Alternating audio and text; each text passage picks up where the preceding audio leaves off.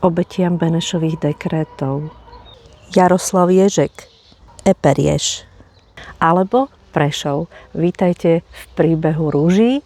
Dnes to bude príbeh slovenského ružiara Silvestra Déryho. Áno, hovorím slovenského, aj keď viacej hovoril po maďarsky. Pán Déry žil v Dunajskej Strede, kde som dokonca bola v jeho záhrade a mala som tu možnosť ho vidieť medzi jeho odrodami a rozprávať sa s ním. Jeho odrody, ako táto, Jaroslav Ježek, sú hlavne miniatúrne rúže. Vedia byť pôdopokryvné, čiže keď ich zasadíte, tak vám krásne pokryjú pôdu, pokryjú zem a kvitnú takýmito dokonalými miniatúrami ružových kvietkov a listov.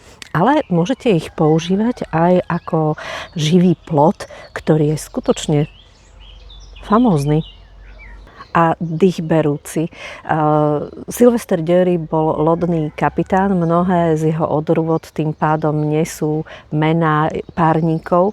Ak budete mať možnosť vidieť, prípadne si vypestovať živý plod z párnika Liptov, tak uvidíte, o čom je reč. Príbeh tejto rúže, ktorú nám pán Déry odkopal z koľajníc za svojou záhradou, je taký, že nevieme jej meno, ale vždy si na ňo budeme spomínať, pretože nám ju takýmto spôsobom venoval. Tá biela je možno Janko Hraško, slávna odroda Silvestra Déryho.